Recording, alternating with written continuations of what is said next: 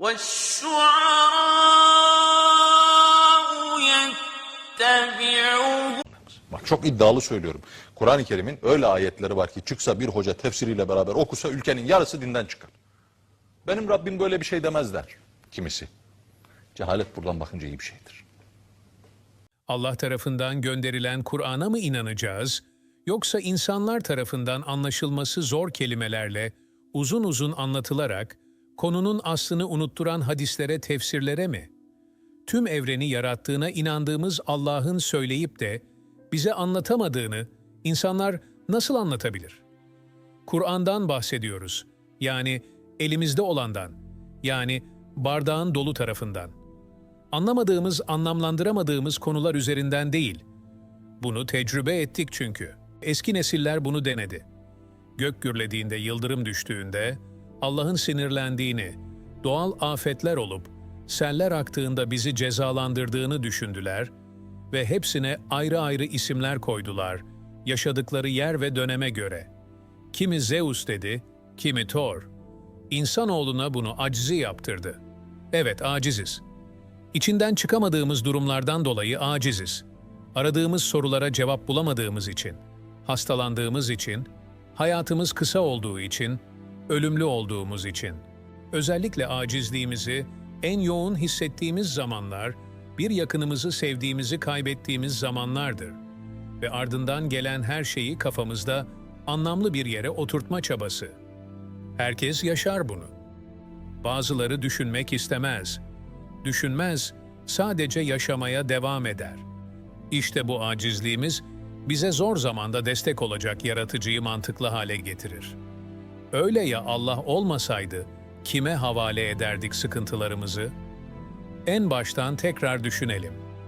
Yaratıcı tüm evreni yarattığına göre aradığımız şey de en az evrenin kendisi kadar mucizevi olmalı. Öyle değil mi? Hayatın kendisi mucize ise bu hangi ayette yazıyor mesela? Kuantum amino asitler.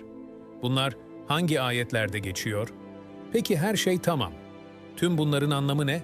Aldığımız nefes, yemek yeme, uyumak, üremek, iyilik, kötülük. Evren kısacası. Hayatın anlamı, amacı nedir? Amacı var mıdır? Nereden geldik? Nereye gidiyoruz? Bir yere gidiyor muyuz? Maalesef dünyada bu soruların kesin cevaplarını bilen yok. Şimdilik elimizde olan Big Bang teorisi ve evrim teorisi. Bunlar insanların varoluş üzerine yaptıkları araştırmalar sonucu vardığı varsayımlar. Yani %99 ispatlanana kadar değiştirilebilir veya yeni fikirler ortaya atılabilir. Bu yüzden bardağın boş tarafı değil dolu tarafı, kadim ve değiştirilemez. Kur'an-ı Kerim üzerinden konuşuyoruz. Elimizde varoluş ile ilgili kutsal kitaplardan başka kaynak yok çünkü. Peki inanmak ne kaybettirir? Aslında herhangi bir şeye, körü körüne inanmak, insana kendi hayatında çok şeyi kaybettirebilir. Ortalama bir yaştaysan, şimdiye kadar bunu tecrübe etmiş olmalısın. Mesela sen farkında olmasan da, öbür dünyaya bıraktığın alacaklar, önce kendi vicdanını yaralar, sonra toplumun adalet anlayışını yaralar, tüm insanlar benzer problemler yaşar çünkü. Toplu halde aynı şeye inanmanın kaybı ise daha büyük olur. Mesela, dini sebeplerden ötürü savaşlar çıkabilir.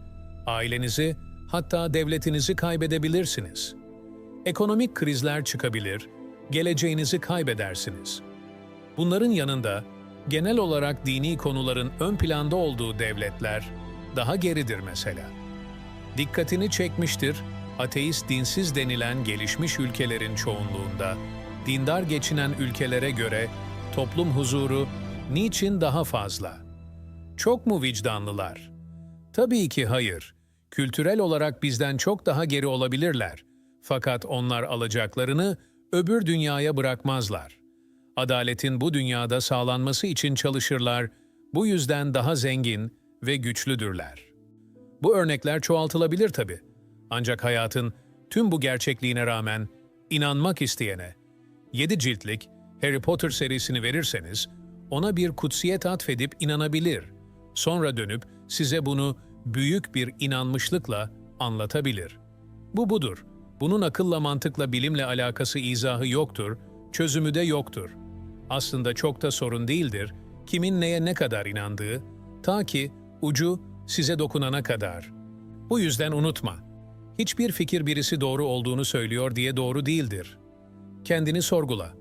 Hiçbir şeye sırf inanmak istediğin için inanma. Bir şeye inanmak, onu gerçek yapmaz. Fikirleri gözlem ve deneylerden elde edilen kanıtlarla test et. Çok beğendiğiniz bir fikir, iyi kurgulanmış bir testi geçemiyorsa, yanlıştır. Kanıtlar sizi nereye götürüyorsa, oraya gidin.